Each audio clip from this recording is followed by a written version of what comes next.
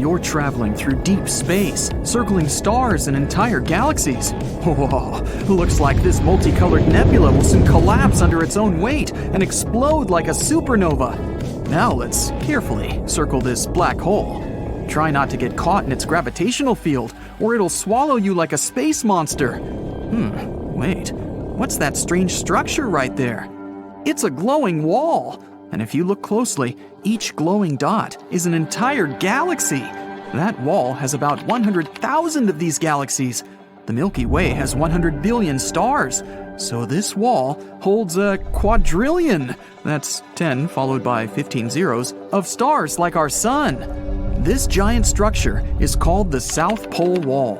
It's located about 500 million light years from Earth. By comparison, the closest star to our home is Proxima Centauri, and it's about 4.2 light years away. Rockets can cover that distance in about 73,000 years. So the journey to the South Pole Wall may take longer than our solar system exists. And this wall is simply gigantic, even on a cosmic scale. It's about 1.37 billion light years long. To give you an idea of how large that is, the Milky Way is only 100,000 light years wide. But you can't see this wall even with the most powerful telescope.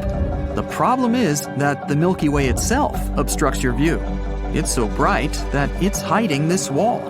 It's like trying to look at the starry sky in a metropolis. The light pollution won't let you do that. Scientists have been able to detect this galactic wall by measuring redshift. We know that all objects in the universe are moving. They spread out from each other as a result of the Big Bang, which happened billions of years ago.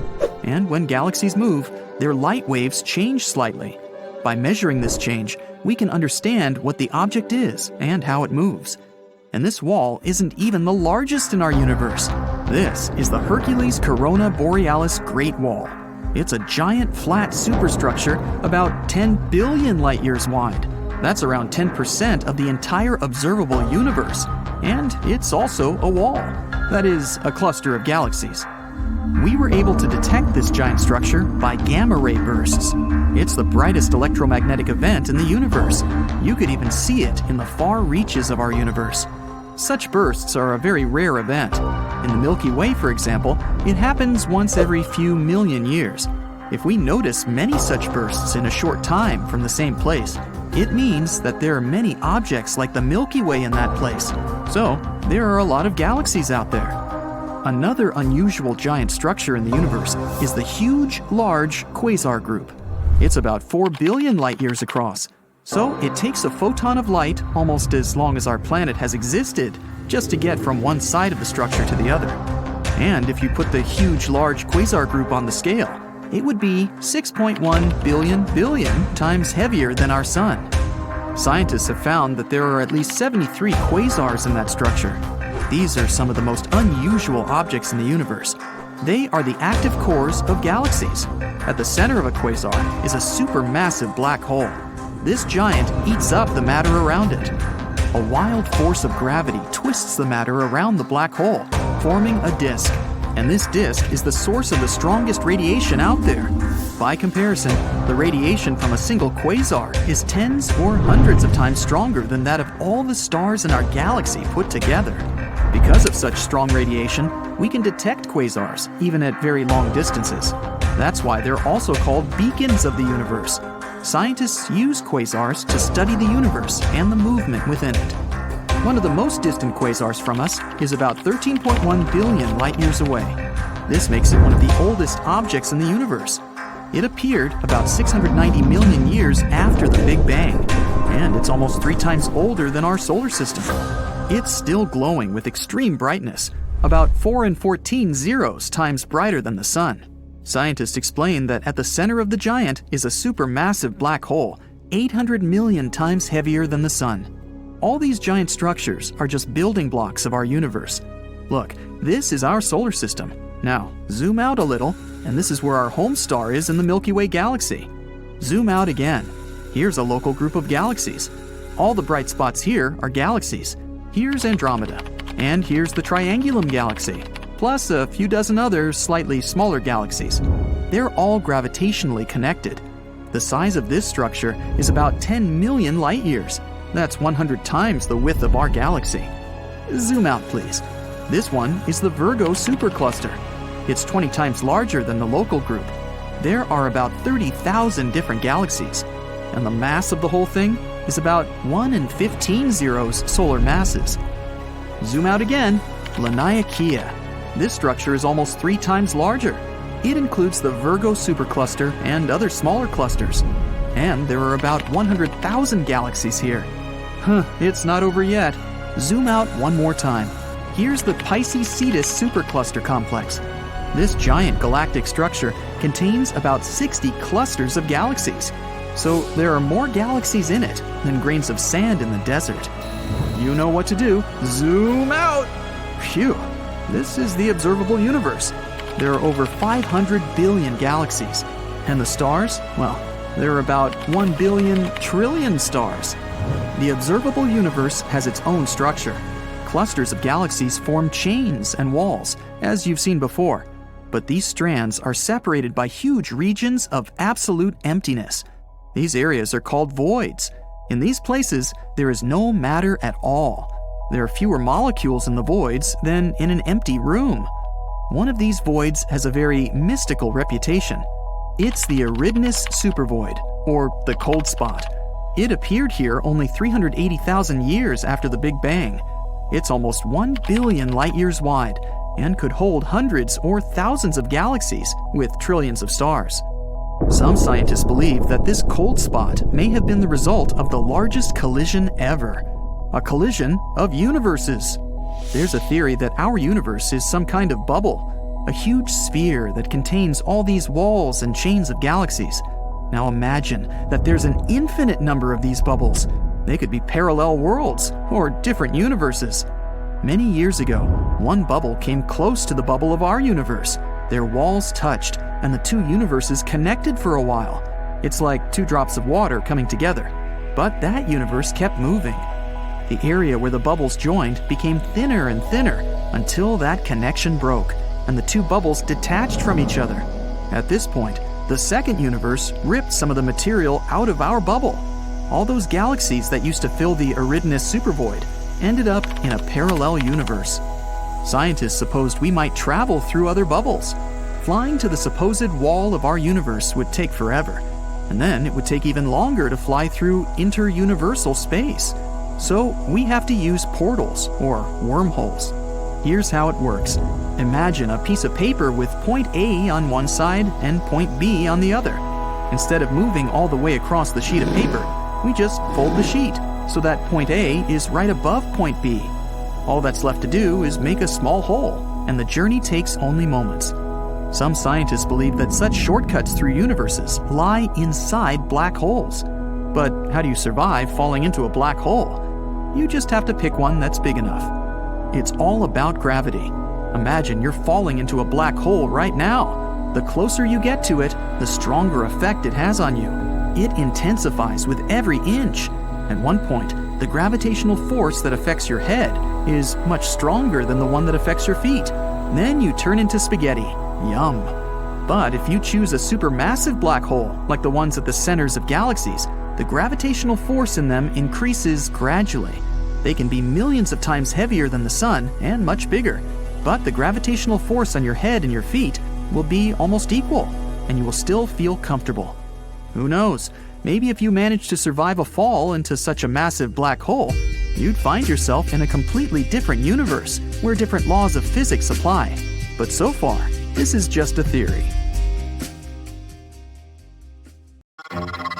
You're traveling through space, trying to get through an especially rough patch. You gotta dodge asteroids, space debris, wandering black holes. Now, it's not an episode of a sci-fi series, at least not completely. For the first time ever, astronomers have found a black hole that's completely alone, drifting through space with no stars or planets nearby. This black hole is about 5,000 light-years away from us in our own Milky Way Galaxy. Do we need to look for a hero with superpowers to save Earth? First things first, a black hole is a place in space where gravity pulls so much that nothing, not even light, can get out of this region. The gravity is so strong there because a huge amount of matter is squeezed into a tiny space.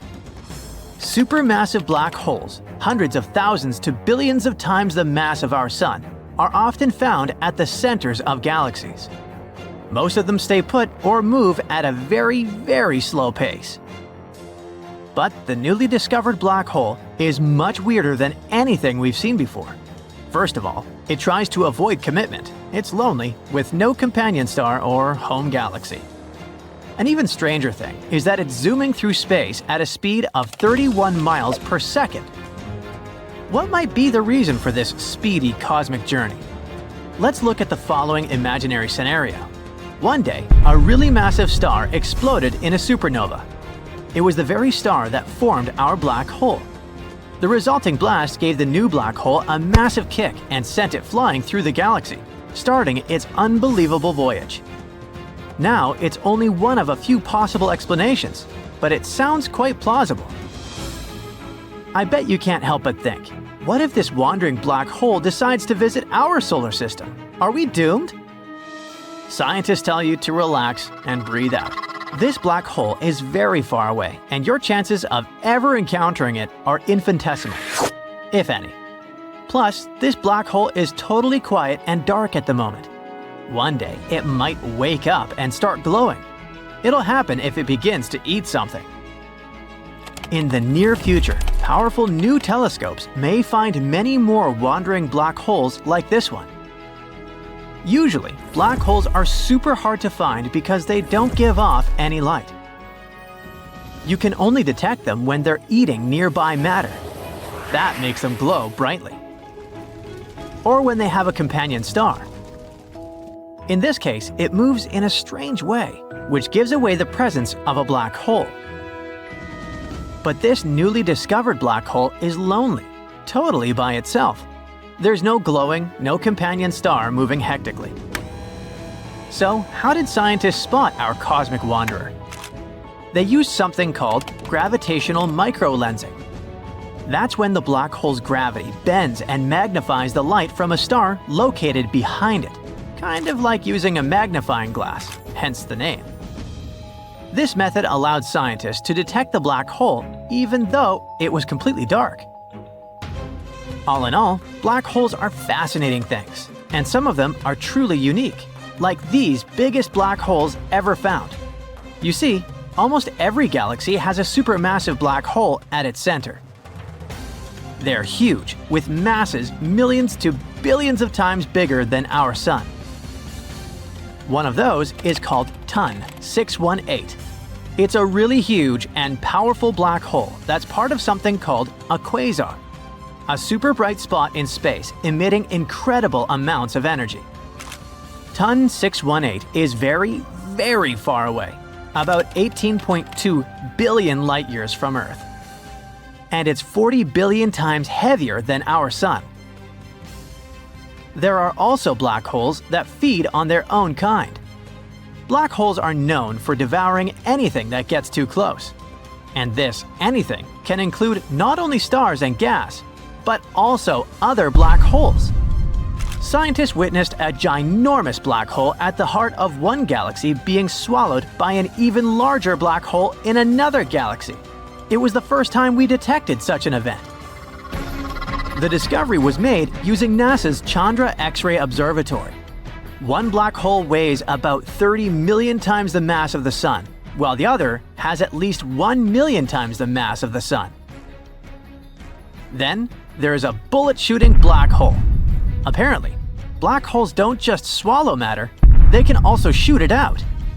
For example, astronomers studied one relatively small black hole, which is about 28,000 light-years from Earth and weighs between 5 to 10 times the mass of the Sun. And they saw how this black hole pulled matter off a companion star and then blasted some of it out in the form of huge bullets of gas. These bullets are super fast. They move at nearly a quarter the speed of light. Some black holes spin incredibly fast, twisting space around them at extreme speeds. One example is a black hole located in the constellation Agila, about 35,000 light-years from Earth. This black hole spins at a staggering speed of more than 950 times per second.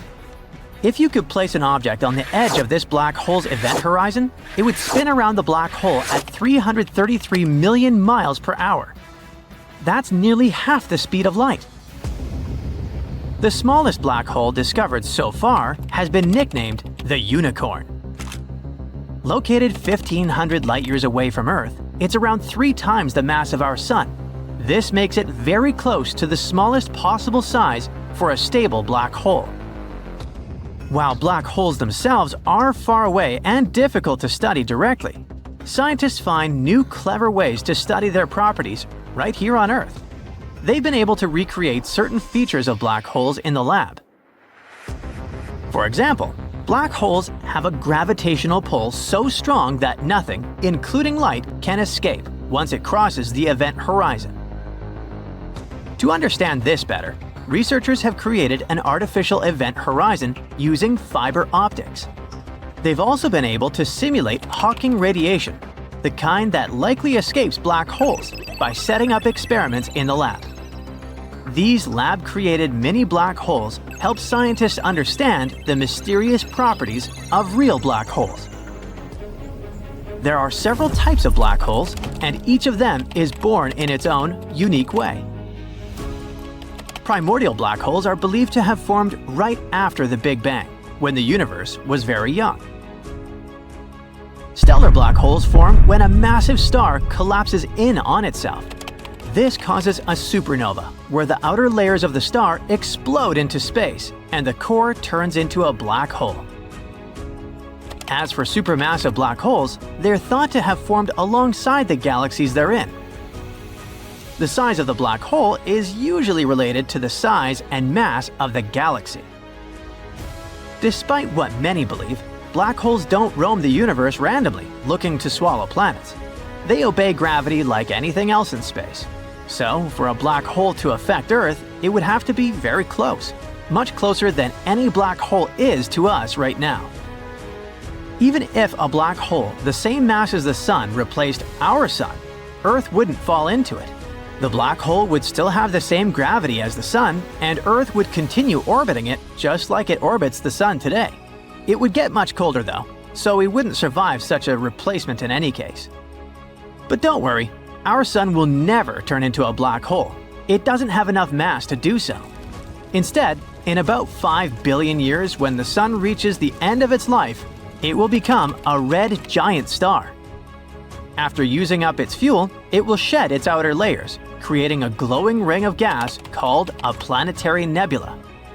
What's left will be a cooling white dwarf star. Some time ago, the James Webb Space Telescope spotted a super bizarre space object flying through our galaxy.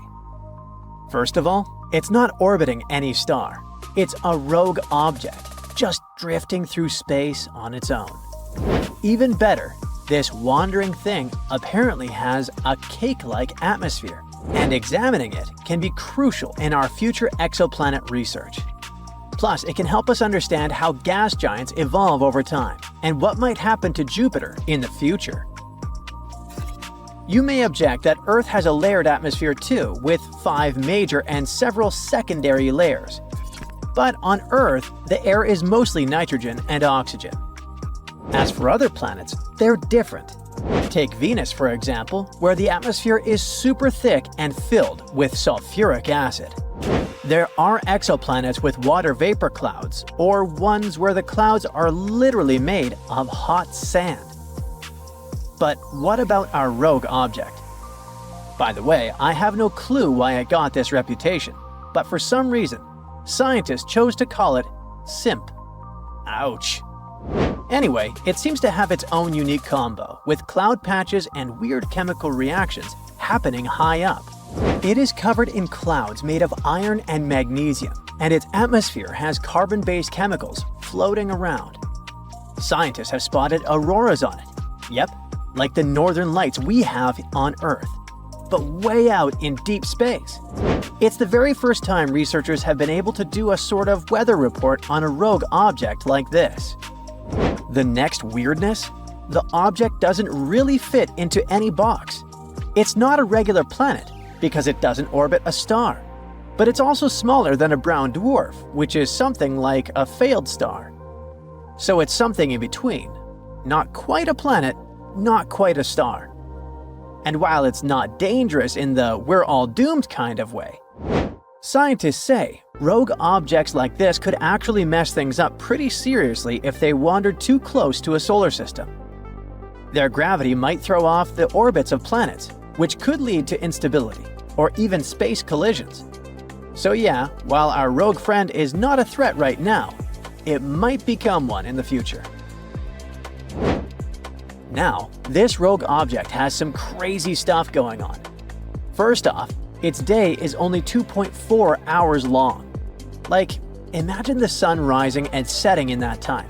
That's real fast. It's also hanging out about 20 light-years away in the Carina Nebula, which isn't super far in space terms. Another thing that makes this guy special is the fact that it's the brightest free-floating object of its kind that we can see from the northern hemisphere. And since it's just drifting in space without a nearby star messing with our view, it's been directly photographed by telescopes, like NASA's Spitzer. That's actually super rare for stuff this faint and far. When scientists checked it out in infrared, aka heat vision, they noticed that the atmosphere of this rogue object was acting weird, like it kept changing, sometimes more heat, sometimes less. Something funky was going on, but what exactly? So, in July 2023, one team of scientists used the James Webb Space Telescope to dig deeper. They pointed it at SIMP and gathered a ton of data, around 6,000 measurements in just a few hours. First, they looked at shortwave radiation, which is kind of like high-energy heat, and then they did the same with longer waves a few hours later. They discovered that the brightness changed differently depending on the wavelength. Some parts of the atmosphere got brighter, some dimmer, and some didn't change at all. It was all over the place, but they noticed a pattern. All the changes fell into 3 groups. Each group had its own vibe, like its own little signature of what was going on in the atmosphere. And it turned out that the mysterious object wasn't just floating alone in space. It was super dynamic, with layers of clouds and gases doing their own thing. It could mean 3 different things were going on in the atmosphere. To figure out what exactly was behind all this, they built models of the rogue object's atmosphere. Apparently, the first group of curves likely came from low clouds made of iron. Yeah, iron, like actual metal clouds. The second group seemed to come from higher clouds made of this mineral called forsterite, which is basically a magnesium-rich crystal. And it looks like these cloud layers aren't smooth, they're patchy. That patchiness could explain why the light coming from them keeps changing so much. As for the third group of light patterns, they weren't coming from clouds at all. The light seemed to be coming from way above the clouds, from what they think are hotspots in the atmosphere. These hotspots are probably connected to radio auroras, kind of like Earth's northern lights, but happening in the radio part of the light spectrum instead of visible light. But even after all that modeling, there were still some mysteries left. Like, the first group of curves was all over the place, more than they expected. So they think it might be because of carbon-based gases like carbon monoxide floating around. They might absorb certain types of light at random times. In any case, this is the first time we've actually seen this kind of atmospheric chaos directly. But the few hours the researchers spent watching it weren't enough to fully figure it out. To really get the full picture, they'll need days of data, and they're hoping to use NASA's Nancy Grace Roman Space Telescope, set to launch in 2027, to dive even deeper. Even though this mysterious object is not a rogue planet, they're definitely worth mentioning. These are basically planets that got kicked out of their home solar system. Yeah, like straight up evicted. When a planet forms, it's usually hanging out with a bunch of other planets around a star. But early on, things can get super chaotic. You know, planets crashing, shifting, getting too close to each other. And sometimes, one gets yeeted right out of the system. So, since they're not tied to a star, these rogue planets are just cruising through the galaxy, totally solo. If they happen to float near something massive, like a star or a black hole, that thing's gravity can tug at them. But otherwise, they just keep drifting.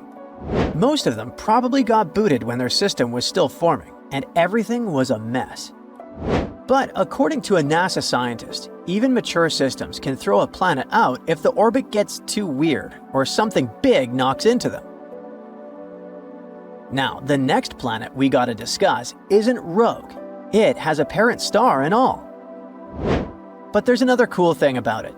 It's still a baby in the middle of forming, and it's pretty rare to catch in action. The baby is already about 3 times the size of Jupiter, the largest planet in the solar system. It's part of a system about 400 light-years away. It's been growing for about 5 million years, munching on gas and dust from the disk around its star, kinda like a cosmic buffet. But the thing is, when astronomers checked out the chemicals in the planet's atmosphere using a big telescope in Hawaii, things didn't add up. They were specifically looking at carbon monoxide and water, which can help figure out how much carbon and oxygen is floating around in that atmosphere.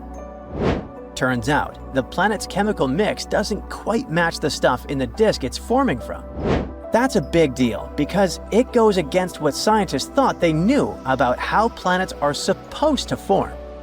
Basically, it's saying, hey, your fancy models might be a bit too simple. Planets are supposed to form by clumps of gas and dust crashing into each other and sticking together. Over time, they build up into full-blown planets. If that's true, then planets and their surrounding gas should have the same kind of stuff in them, chemically speaking. But PDS-70b is doing its own thing. So the scientists came up with 2 ideas to explain what was going on. It might be forming from solid stuff, like dust and ice, not just the gas in the disk. That solid material has carbon and oxygen trapped inside. So, by the time it melts and goes into the planet, it's already changed the chemistry. Or the gas in the disk got more carbon after the planet already formed. Luckily, there's another planet in the same system, PDS-70c, and scientists are hoping that by checking it out too, they'll be able to figure out the truth. Scientists have found an invisible star at the Milky Way center, a star that helped our galaxy be born. 26,000 light-years away, in the galactic center, a massive, invisible object started spreading everywhere, and you don't even know that you're breathing it right now. It all started in the 70s, when an astronomer named Vera Rubin was studying the Andromeda Galaxy. She decided to check whether stars move in a predictable way. Now let's say you're spinning a ball on a string around yourself. The closer the ball is to you, the faster it moves in a tight circle. But if you let the string out longer, the ball moves more slowly in a bigger loop. That's how gravity works. And the same goes for planets. The closer ones, like Mercury, zoom around quickly, completing their orbits in months. The far ones, like Neptun and Saturn, take their time, decades, to make one rotation. The stars themselves should orbit the centers of their galaxies the same way. The closer ones move fast, the farther ones are slower, right? But when Vera measured the speeds, she saw something impossible. They weren't slowing down. The faraway stars were moving just as fast as the ones near the center. By all logic, the galaxies should have torn themselves apart, but they didn't. And that meant something was holding them together, something undetectable, some massive invisible object in the galactic center warping reality without ever revealing itself. So she checked over and over with different galaxies. This wasn't a fluke, it was happening everywhere.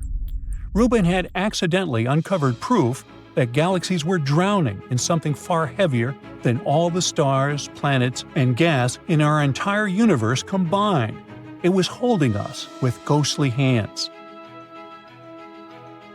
Astronomers called it dark matter because it doesn't glow, doesn't reflect light, doesn't seem to interact with anything at all. It's just there. But all the calculations show us that it exists, and not merely exists, but makes up 85% of all the mass in the universe. We know that it sculpted galaxies. Without it, the world as we know it wouldn't exist. And yet, just like with an invisible star scientists found at the Milky Way center, the only way to detect it was through gravity. So, how do you find something that refuses to be found? Recently, scientists discovered there might be an invisible star at the Milky Way center, and this fascinating discovery might finally help us understand what dark matter looks like. They began looking for dark matter's fingerprints, any signs of its presence anywhere. They studied how galaxies moved and smashed particles together in giant machines, hoping to create tiny bits of dark matter in the lab. This didn't really lead to anything. They didn't even know what to look for. Is dark matter even made of particles?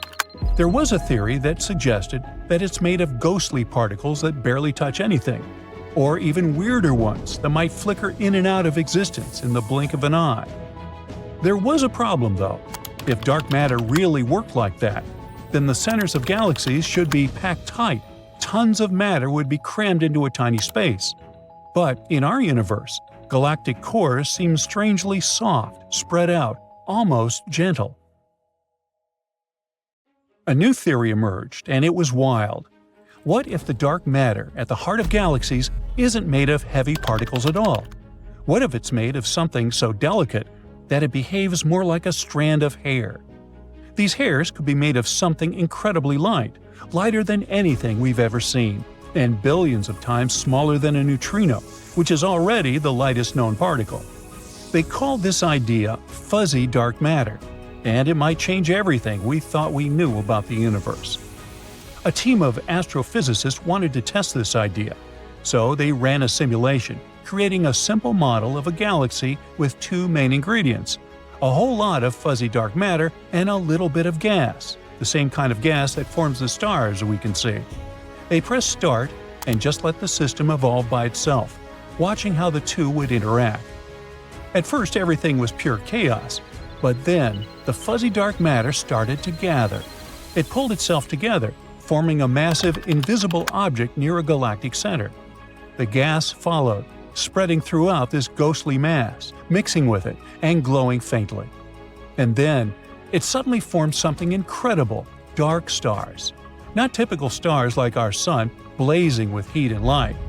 Instead, it's enormous, massive, invisible objects, a hybrid of two different kinds of matter. We've never seen anything like this before. An object that would stretch across thousands of light years, and yet they'd be almost weightless, more like cosmic puffy clouds than anything else. Scientists called them Fermion boson stars. Finally, this dark matter thing is starting to make sense. The core of this strange invisible star would have just the right density, not too dense, not too loose.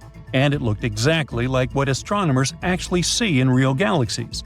If it's confirmed, then it would finally explain how dark matter behaves and works. And if they're right, then every galaxy in the universe could be tied to one of those vast unseen giants. The Milky Way hidden star might be one of them, shaping our galaxy in ways we never realized.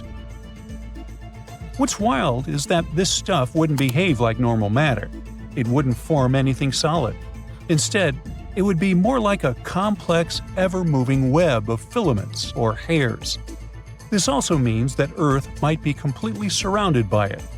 Dark matter still follows the rules of gravity. As it moves past planets and stars, gravity pulls it into focused streams, so it's both hugging and passing through our planet, wobbling consistently. If we could see them, they might look like glowing invisible threads everywhere, and they'd pierce right through the planet, stretching far into space. But this is only the beginning. Now scientists need to refine their models, make them even more detailed, and compare their predictions to real galaxies. But this dark star discovery in the galaxy center isn't our only clue. Luckily, the universe has given us a way to look for that fingerprint: gravitational lensing. When light from a faraway galaxy travels toward us, it sometimes passes by another massive galaxy on the way, or other massive objects with crazy gravity. Instead of continuing in a straight stream, light actually gets bent around the massive object because of that gravity. And when it finally reaches us, it creates a distorted and magnified version of the original galaxy. Basically, it's like looking through a piece of curved glass.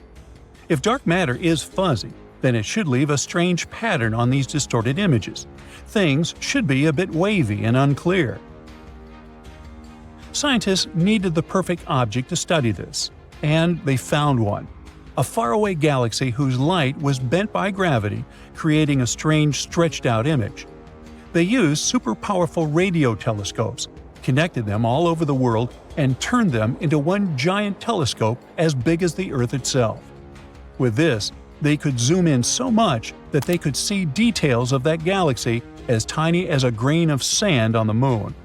Then they ran a huge experiment.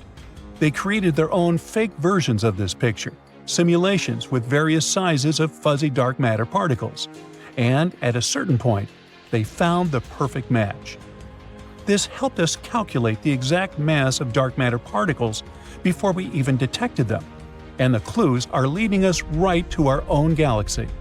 It seems like densest parts of these hairs, the roots, might be super close in the cosmic scale, just tens of thousands of miles from Earth. That's close enough for a space probe to reach. Now that scientists have found this invisible star at the Milky Way center, we just need to study it up close, send a mission to one of these roots, and then we might finally crack the greatest space mystery of all. Attention! Attention!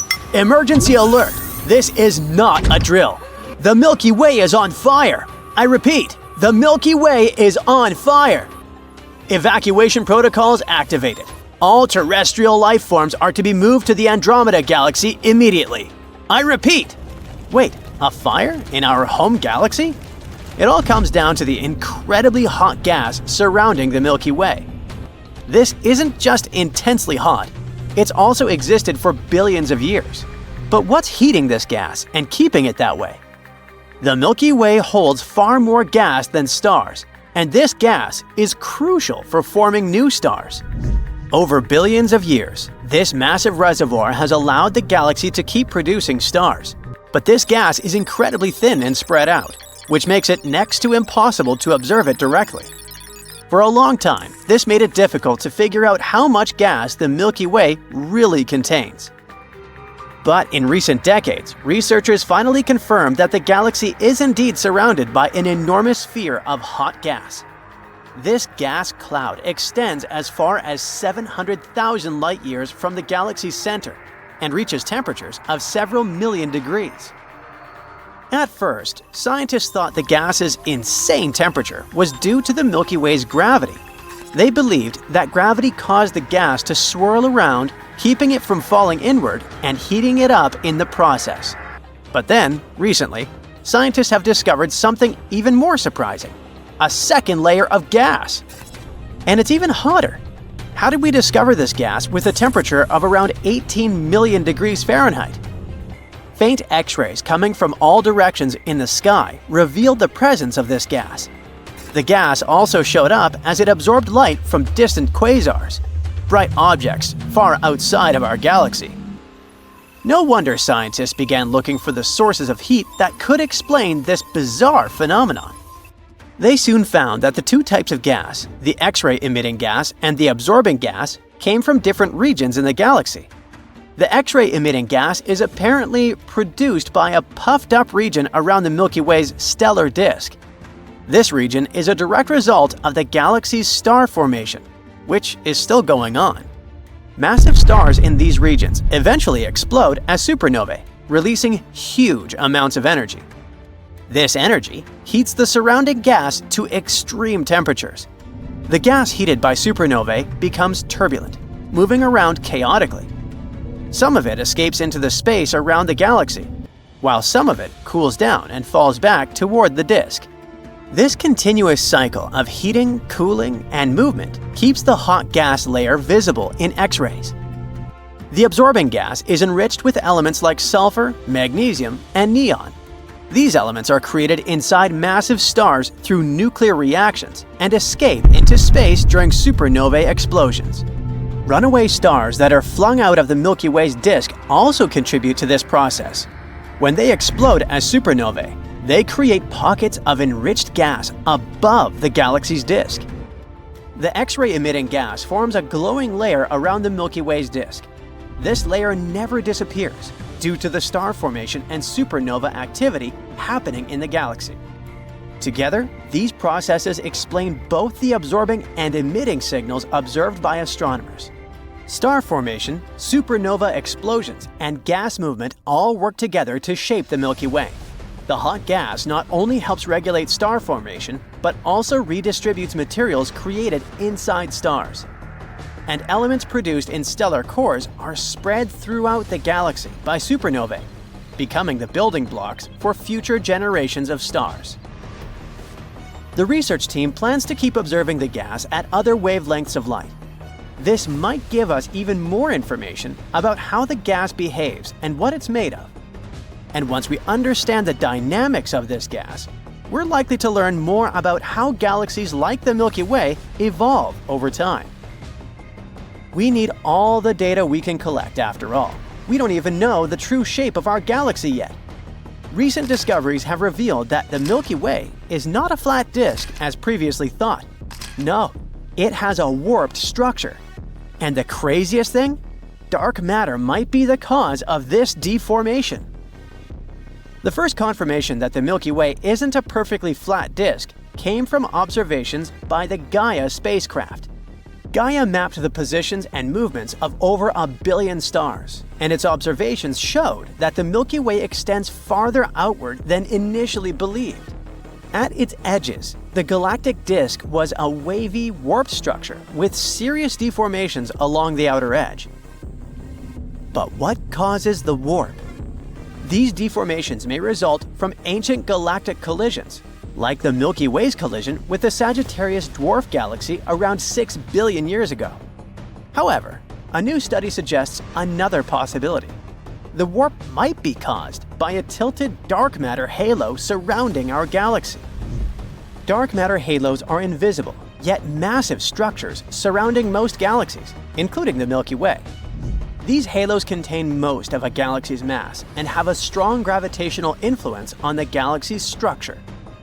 If a dark matter halo is tilted relative to a galaxy's plane, its gravitational effects could distort the galaxy over time.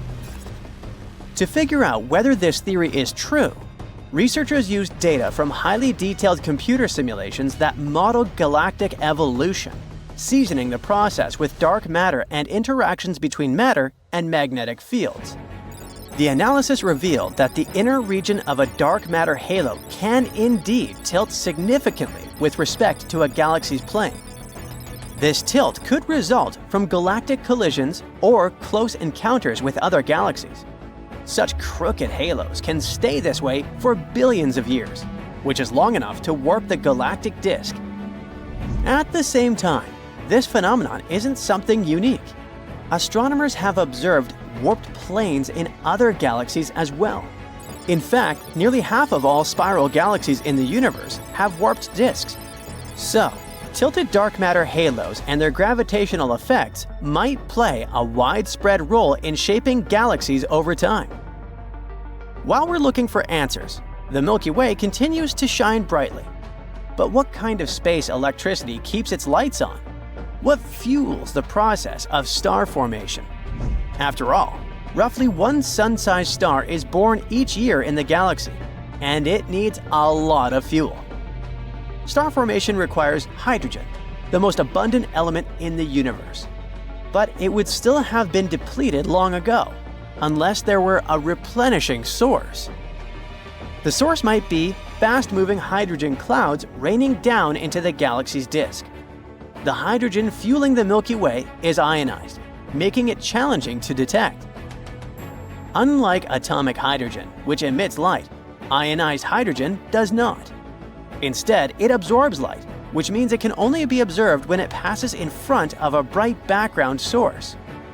Before, astronomers used quasars, extremely bright distant space objects, as backlighting to detect these gas clouds.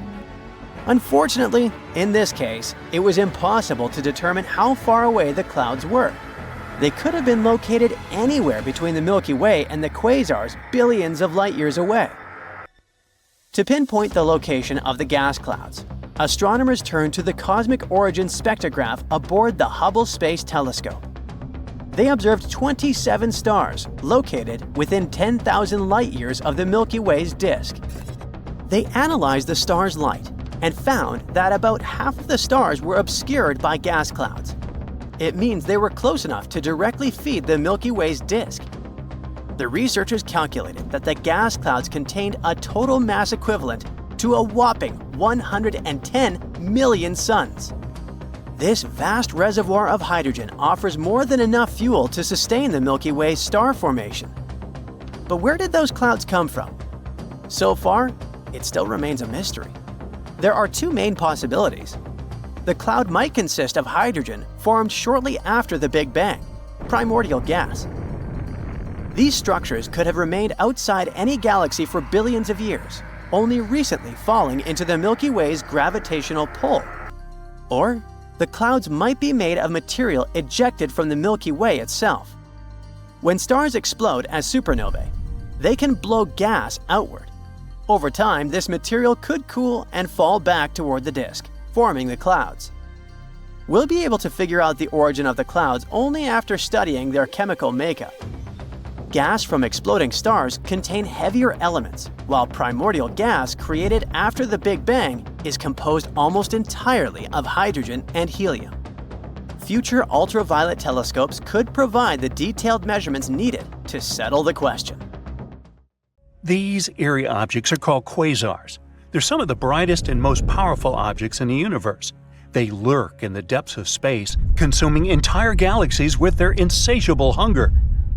But what are quasars? Where did they come from? And most importantly, are they dangerous to us? Picture a supermassive black hole, a cosmic monster so massive that it can swallow entire stars and bend the fabric of time. Usually, there's such a black hole in the center of every galaxy. That includes our own Milky Way Galaxy. Ours is named Sagittarius A star. Sounds like the name of a hipster coffee shop, but in reality, it's a terrifying celestial body which is 4 million times heavier than our Sun. You could even see it online. For the first time, we took a photo of this black hole in May 2022. But don't worry. Even though it's supermassive, it's not going to swallow us up anytime soon. This black hole is relatively small and is too tiny to eat an entire galaxy. So it's more like a cosmic vacuum cleaner that sucks up stars or gas that gets too close. But there are black holes in the centers of galaxies that are way heavier and more dangerous than ours. They can weigh millions or even billions of times more than our own Sun. Now, imagine one of these monsters. Usually they're surrounded by a swirling, glowing disk of gas and dust, like water swirling down a drain. It's called an accretion disk, and it's where the magic of quasars happens. As material from the accretion disk falls toward the center, it heats up to millions of degrees, releasing vast amounts of energy in the form of radiation. And this radiation is what we observe as a quasar.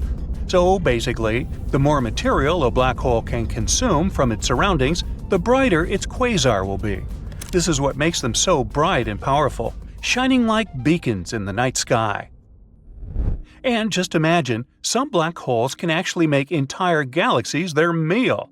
Now, combine their ravenous appetite with some intense radiation, and you'll get a truly awe-inspiring display of cosmic power. No wonder we can see them, even though they're some of the most distant objects in the universe. Quasars were discovered in the late 1950s by accident. Astronomers were just chilling and looking at the sky when suddenly they stumbled upon something strange. Radio signals that had no visible source. By 1960, hundreds of these strange objects had been found. Astronomers named them quasars, short for quasi-stellar radio source. These objects were small and far away, but their energy output was immense and difficult to explain. Some thought that these were new types of stars. Others even proposed wild things, like quasars being made of antimatter or being the end of a wormhole.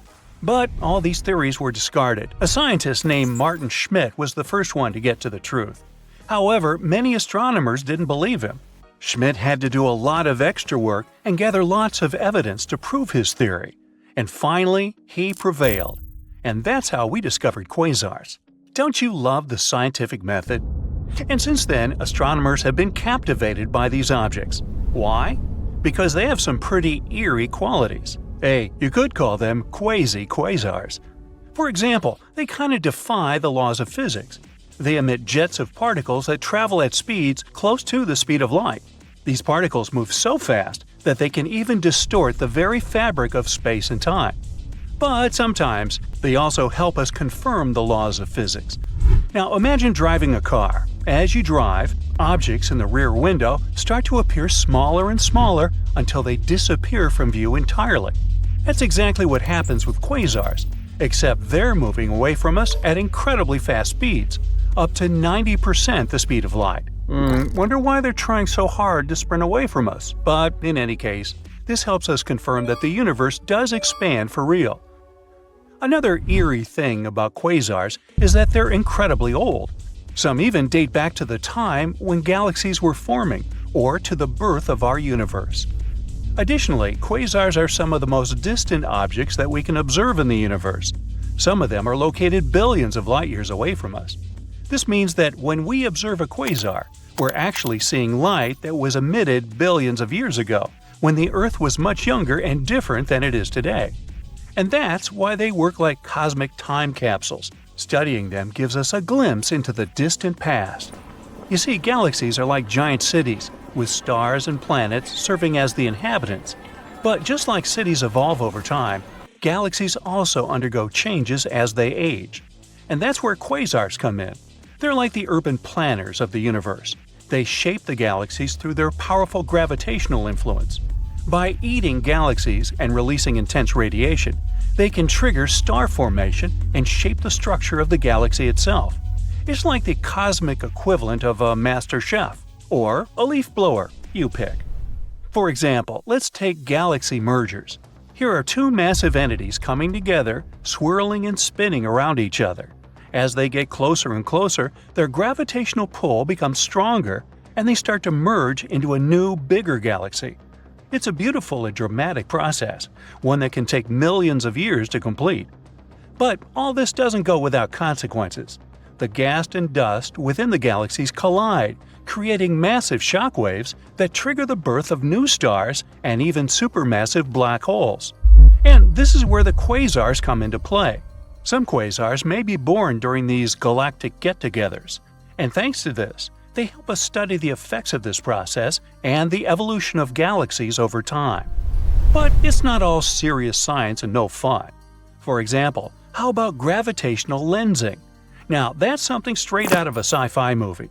It happens when the gravity of a massive object, like a quasar, bends the path of light from a more distant object, like a galaxy, behind it. It's like having a really big magnifying glass in space. When you combine a quasar with gravitational lensing, you get some seriously awesome cosmic eye candy. The result is kind of like a funhouse mirror, where objects appear warped and twisted in strange and mesmerizing ways. Gravitational lensing isn't just for show. It's also a powerful tool for astronomers to study the distribution of dark matter and the structure of the universe. And that's not all. Some scientists have proposed that quasars could help us build the map of the universe. They can work like giant neon road signs. Turn left at the quasar and you'll reach your destination. They're like lighthouses that help us navigate through space. By analyzing the light from different quasars, astronomers can determine the distances between them and create a 3D map of the universe. And the best part? Quasars are located throughout the entire universe. That's why this cosmic map can give us a comprehensive view of the universe on a scale that was previously unimaginable. Who knew that a giant galaxy eater could be so useful? There's still a lot we don't know about these mysterious objects. In 2007, a team of astronomers made an astonishing discovery: the first true binary quasar. Basically, this means two huge quasars spiraling around each other. What's more, they were hiding in plain sight. For years, scientists had known about this radio source, but had never realized that it actually comes from one lovely couple. The astronomers also estimated that this pair may have a mass of about 100 billion suns. They're super distant, though, at an astounding 12 billion light-years away from our blue planet. Overall, quasars are a fascinating and complex phenomenon that continues to baffle and intrigue scientists. They may be cosmic galaxy eaters, but they're also playing a critical role in the formation and evolution of the universe. And who knows? Maybe one day they'll become one of the keys to unlocking the mysteries of our universe. Oh, you quasars. In the heart of the galaxy, there lies a mysterious object, the likes of which no astronomer has ever seen. It streaks across the sky like a shooting star on caffeine. So, what is this mysterious blob, and how is it related to the black hole in the center of our galaxy? Let's find out. This thing is called X7. It's the mysterious blob that's been hanging around our galaxy's supermassive black hole for decades. Some even say it's been lurking around there for, like, hundreds of years. We know a few things about X7. For example, it weighs around 50 times as much as Earth. It may sound like a lot if you're an Earthling, but in space, that's like a tiny drop in the ocean. X7 is also moving pretty fast, at speeds of up to 700 miles per second. That's faster than you trying to catch the last slice of pizza before your roommate gets to it. But what in the world is this thing? A magic star we've never seen before? An extraterrestrial spaceship? Well, there are some theories connected to the blob's future tragic fate. Unfortunately, X7's days are numbered. Right now, it's on a 170-year-long elliptical orbit around the supermassive black hole at the center of the Milky Way. But it's not going to make it that far. Each year, it's spiraling closer and closer to the black hole. In just a few years, it will become spaghettified. Yes, that's a real scientific term. And finally get sucked in, never to be seen again. There are supermassive black holes in the centers of all galaxies, including our very own Milky Way. These black holes are so massive that they warp space-time, causing nearby stars to orbit around them at incredible speeds. They serve as cosmic vacuum cleaners that suck in anything and everything that comes close enough. The black hole in our galaxy is called the Sagittarius A star. Sounds like the name of a fancy Hollywood celebrity, doesn't it? But this celestial object is far more impressive than any mere mortal. It's about 4 million times more massive than our sun, which means it could probably eat our entire solar system for breakfast. But don't worry, these black holes may seem really scary, but in reality, they're too small to compete with an entire galaxy. They'll just suck in a couple of the nearest stars, and that's all. Also, Sagittarius A star doesn't seem to have a very good appetite. It's been observed to be pretty quiet lately, which is good news for us. But even if it were super greedy, it wouldn't pose any threat to us. This black hole is over 26,000 light-years away. From Earth, we can see it in the Sagittarius constellation. In 2022, the Event Horizon Telescope collaboration released the first ever image of Sagittarius A star. It took years of collaboration and technology to capture this stunning image.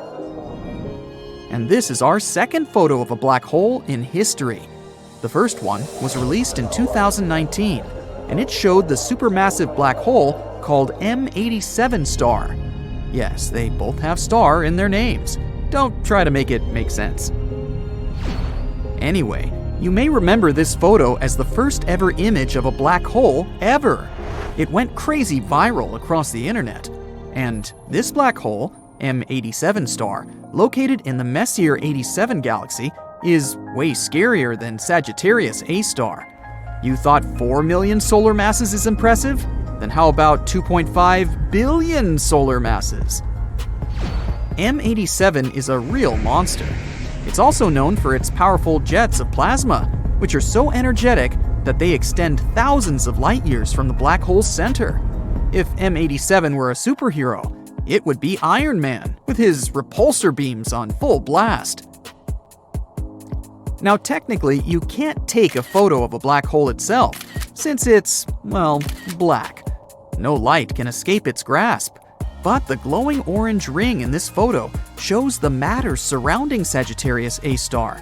It's called the accretion disk, a swirling disk of hot gas that spirals the center, heating up to millions of degrees in the process. It's like a giant fiery vortex, but with no escape. And the shadow in the center indicates the black hole itself. Inside that shadow, there's an event horizon. The event horizon is the boundary around the black hole, beyond which nothing, not even light, can escape its gravitational pull. It's the point of no return, where the gravitational force is so strong that even the fastest object in the universe, light, can't escape. Once you cross the event horizon, you're doomed to fall toward the center of the black hole, where the laws of physics as we know them break down. And this is exactly the fate that awaits our unfortunate X7. Right now, the pure blob is getting stretched and yanked by powerful tidal forces. By the way, before it meets its untimely demise, X7 is expected to put on a bit of a show. Its closest approach to the black hole, called periastron, is projected to happen in 2036. And when it finally gets torn apart by the Sagittarius A star's gravitational forces, there may be some cool fireworks to see. But this is not the most important thing. The funny part is, X7's future end may help us finally understand what the heck even is this thing. A team of scientists have been studying how a strange blob orbits the black hole. And that's when they discovered that X7 has stretched to almost twice its initial length. And what does that mean? Well, it suggests that X7 is most likely made of debris ejected during a recent collision between two stars. Yep, you heard that right, a space car crash. Imagine this. Two stars fall in love and start circling each other for many years. After that, they finally merge together. At this moment, they eject tons of gas and dust. And perhaps this cosmic dance created our blob baby, X7. It's basically like the crumbs left on the table after a giant space feast. Something like this is actually pretty common, especially around black holes. It's like a galactic fender bender that sends debris flying everywhere. Actually, the universe is full of mystery blobs. They're called the G objects. No, they're not the G-men from Men in Black, but they're just as mysterious and elusive. These guys have been puzzling astronomers for more than 20 years. They look like gas clouds, but behave like stars. It's like they can't decide whether they want to be a cloud or a star. Come on, guys, make up your mind. G objects stretch out at the closest point to the central black hole, but emerge intact, like a rubber band that stretches but doesn't break. Scientists think that they're the stars that have merged together into one. And while doing that, they also produce a huge cloud of gas that hides the result from view. Kinda like when you're wearing a bulky sweater, so that no one knows that you've put on a few extra pounds. And then a study published in 2021 found that one of these objects, G2, was actually a molecular cloud concealing 3 baby stars. Talk about a plot twist. But X7 is the black sheep of the strange blob family. It's significantly different from the G objects, like the weird cousin you see once a year at family gatherings. Its evolution has been more dramatic. Also, it's not being held together by a mass lurking in its center. So what is it being held together by? Pixie dust? Magic? We need answers!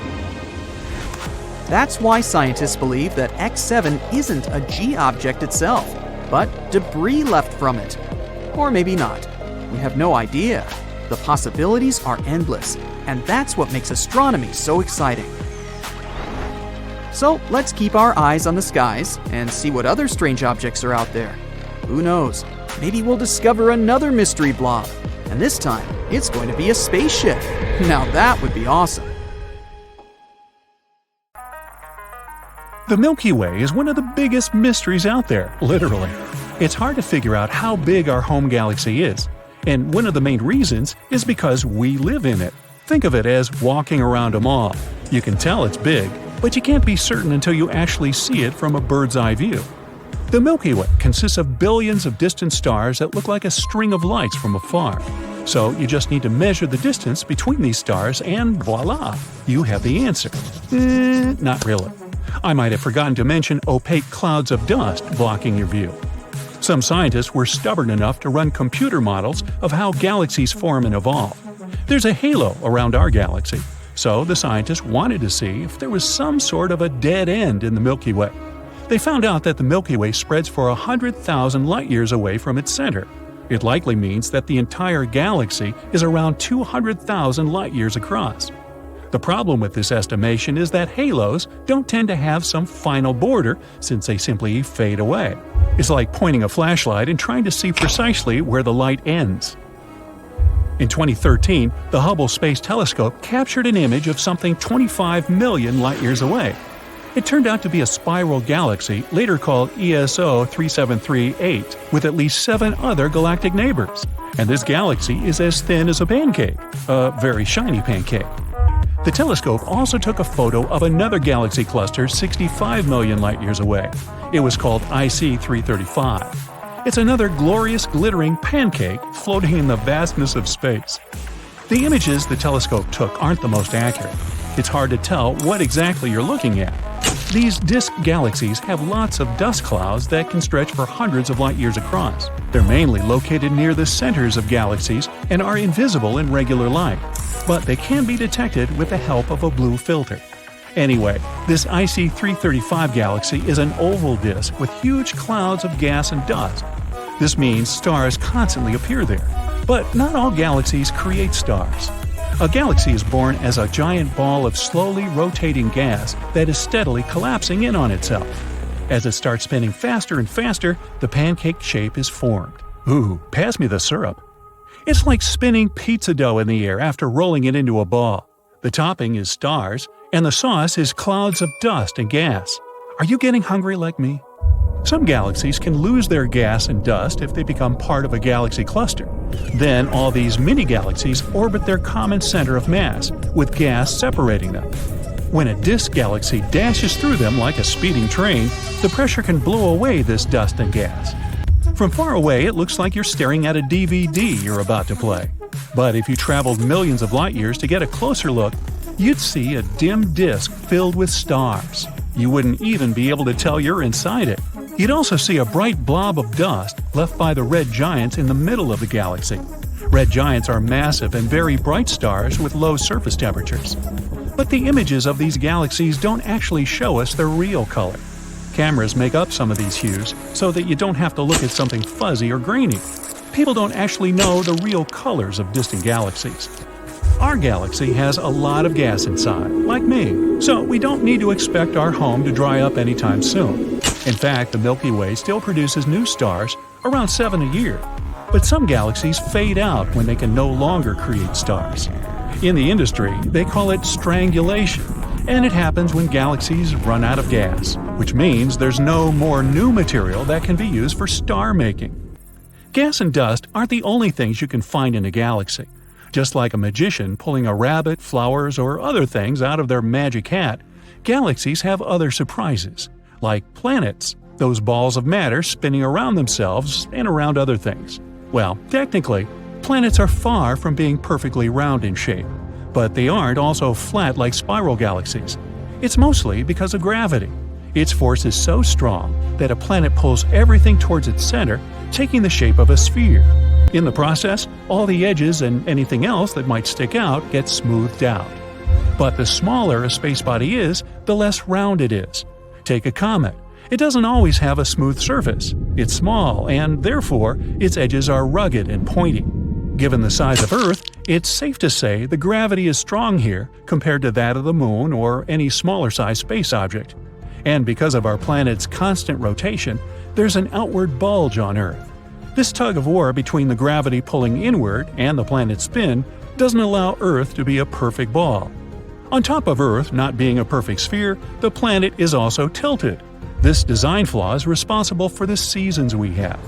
This tilt could happen because millions of years after Earth was formed, It probably collided with a protoplanet, a large space body developing into a planet. Venus is unique because it rotates backward compared to the rest of its peers. If you were standing on Venus, the hottest planet in our solar system, you'd see the sun rise in the west and set in the east. But you'd have to make it on time to observe this phenomenon. A day on Venus lasts for more than 240 Earth days. For a long time, scientists believed that the sun's strong pull on Venus was responsible for such a long day. But new theory claims that Venus used to spin just like Earth and the rest of the planets. But at one point, it just flipped its axis 180 degrees. It doesn't mean the planet abruptly stopped halfway through the rotation and started to move backward.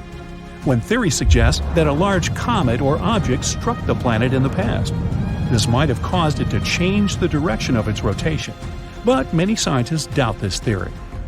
If you observe the moon for some time, you may notice that it's the same face staring at you every night.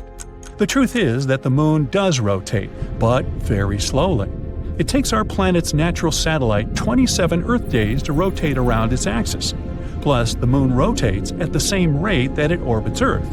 The side we always see is called the near side of the moon, and the side that's not facing us is, you guessed it, the far side of the moon. It also has the nickname the dark side of the moon. Uranus's rotation axis is 98 degrees relative to the plane of the solar system, which basically means that the planet spins on its side. For a while, scientists believed that a large object firing through space knocked into Uranus, causing it to tilt. But here's one problem. Uranus's moons are covered in ice. A collision so powerful that it made the planet tilt would have resulted in disrupting the moon's movement and their position. But they seem relatively untouched, and all the ice covering them is still intact. But any major changes happening with Uranus would have generated enough energy to melt the ice. Another reason for Uranus's strange position might be its rings. Yup, Uranus has rings just like Saturn, except they're lighter and fainter. Saturn's rings are mostly billions of chunks of ice and rock floating in orbit. Some particles can be the size of a pebble, while others can reach the size of a house. Wow. Other particles are broken up comets, asteroids, and moons torn apart by Saturn's gravity. If you observe the rings from afar, they look like colorful stripes made up of thousands of different streaks, but there are actually only 8 layers of rings. Uranus might have had rings that were just as glorious as Saturn's around 4.5 billion years ago. The balance between Saturn's gravity and its rings might be responsible for keeping the planet upright so that it doesn't tilt over. If Uranus had the same rings, they could prevent the planet from toppling over. The way to solve Uranus's tilting problem might be for the planet to get its rings back. They would help Uranus keep its balance. On the other hand, hey, we like it just the way it is. Weird, unusual sounds out of nowhere are spreading all over our galaxy, constantly repeating, and it's something we've never heard before. Scientists discovered it in 2020, and it was nothing like any of the other energy signatures they ever studied. Powerful and bright radio signals occurring from time to time, mysteriously disappearing within a day. It doesn't fit the profile of any space body we know. The signal is a bit irritating, and it disappears without a schedule. When scientists tried to match the signal with some other telescopes, it was gone. Low-mass stars sometimes flare up with radio energy, but not here, since they mostly have X-ray counterparts. Very dense collapsed stars, like pulsars and magnetars, are also not a choice. The closest solution they got is a mysterious class of objects we know as the Galactic Center Radio Source, GCRT. It's a radio source that brightens and rapidly glows. It decays near the center of our galaxy and could help us unravel the mysteries of the universe. If you had a flying car that could go up at a speed of 60 miles per hour, you'd only need 1 hour to get into space. The moon is a little bit farther, 250,000 miles, which is about 10 times the circumference of our planet. That means a moon trip would be like taking a tour around the globe and doing it 10 times straight, which would take less than 6 months. A trip to Pluto would take over 800 years. Proxima b is the closest Earth-like neighbor we have. It's a small rocky world that orbits the closest stellar neighbor of our Sun. It orbits the star's habitable zone, an area that's far enough from any star to have moderate conditions, not too cold and not too hot for liquid water to at least hypothetically exist. If you tried to travel to Proxima b at a speed of 25,000 miles per hour, which is the speed of the Apollo moon rockets, it would take you over 112,000 years to get there. You might not be able to breathe there. No one knows if Proxima b has an atmosphere. Humans explore the universe all the time, but we can only see around 5% of the matter up there. And Albert Einstein was the first one that realized the empty space is not really nothing. The rest we can't see is actually made up of invisible matter, also known as dark matter. It's about 27%, combined with something called dark energy, which is 68%. If you try to pour water into space, of course, outside of a spacecraft, it would immediately boil away or vaporize. That's because there's no air or air pressure in space. As air pressure lowers, the temperature you'd usually need to boil water at also gets lower. Keeping that in mind, water boils way faster on a mountaintop than, for example, at sea level. There's no air pressure in space, so water could boil at a very low temperature. Scientists believe that there are at least a couple of billion galaxies out there. We don't know the real number, and probably never will, but they tried to calculate it by counting how many galaxies we can see in a pretty small and restricted area of the sky. It may seem as if the universe was filled with stars and a couple of planets here and there, but our home galaxy has at least 100 billion planets. If you fill a balloon with helium and release it, you'll notice it floats very high. It'll go up into the atmosphere, but it won't go into outer space. The higher you go, the thinner the air in our atmosphere gets. Your balloon will rise up until the point where the atmosphere surrounding it has the same weight as the helium inside it. That will happen at approximately a height of 20 miles above the surface, so this is as far as a helium balloon can rise. We don't really know how big the universe is. We can't see its edges, nor do we know if it even has an edge. We use technology to see out to a distance of around 14 billion light-years from our planet. This means we can see around 28 billion light-years in diameter across, starting with the outermost layer of our atmosphere that ends at around 600 miles above our planet's surface. Although the size of the universe is constantly changing and gets bigger through time. Mercury is closest to the Sun, so most people think it's the hottest planet too. Still, Venus is the hottest planet. It's the second planet away from our central star, around 30 million miles farther from the Sun compared to Mercury. Mercury doesn't have an atmosphere, which is like some sort of a warming blanket that helps maintain the heat coming from the Sun. Venus has an unexpectedly thick atmosphere, around 100 times thicker than the one we have. Its atmosphere doesn't let the heat out, it just keeps it, and constantly makes Venus hotter and hotter. Also, it mostly consists of carbon dioxide that freely lets solar energy in. But it's less transparent to lose long wavelength radiations that the warm, heated surface emits. The average temperature there is around 875 degrees Fahrenheit, which is hot enough to melt tin. The maximum temperature on its neighbor, Mercury, is 800 degrees Fahrenheit. In maybe 2 or more billion years, it will be way too hot for life to exist on our precious planet. As the hundreds of millions of years go by, our sun will keep getting hotter and brighter.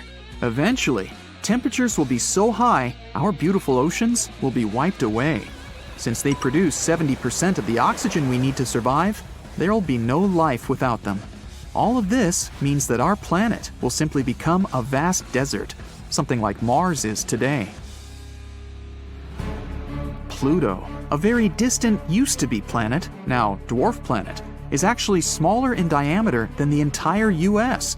The biggest distance there, from Maine to Northern California, is approximately 2,900 miles, while Pluto is only 1,473 miles across. Pluto is very far, but the edge of our solar system is 1,000 times farther away than this dwarf planet. But astronomers found many space objects orbiting our sun way farther than Pluto, such as Kuiper Belt objects and trans-Neptunian objects. There's also an Oort comet cloud that goes half a light year from Pluto, also 1,000 times farther. A neutron star is really heavy. Just a teaspoon filled with it would weigh 6 billion tons. Neutron stars are something that remain from huge stars that have run out of fuel. The fading star explodes, and its core falls apart, but due to gravity, it forms an extremely dense neutron star. These stars typically have a mass of up to 3 suns, but the radius there is around 6 miles, because this is one of the densest things in our universe, at least that we know about. The universe has a color, and it averages to be some kind of beige, or as they call it, cosmic latte. It also has its own smell that reminds you of seared steak or hot metal. At least, that's something astronauts floating in space have said. If you want to build a spacesuit, get ready to work really hard. It takes 5,000 hours to make it and will cost you $1 million. A really good one will have 11 layers of material and weighs about 110 pounds, and it needs to be comfortable. You'll need more space in there because you grow up to 2 inches when in space. When you're floating around in space, Earth's gravity doesn't have any impact on you. That's why the vertebrae in your spine might expand and relax a little bit, which means you'll be maybe 3% taller. For 6 feet, it's about 2 extra inches. Oh, don't worry, it's not permanent. As soon as you go down to Earth, you'll shrink back down to your normal size within a couple of months.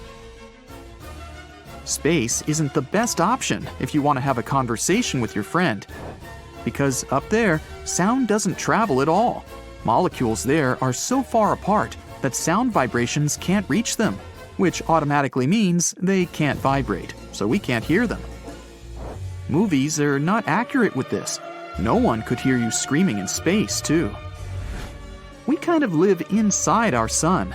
The sun is not just that big hot ball of light located 93 million miles away from us.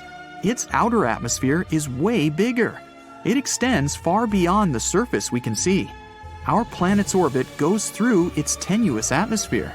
The evidence is when gusts of the solar wind generate the southern and northern lights. That means, in some way, we live inside the sun. Not just us, other planets too, including distant Neptune. The heliosphere, which is what we call the outer solar atmosphere, extends to about 10 billion miles.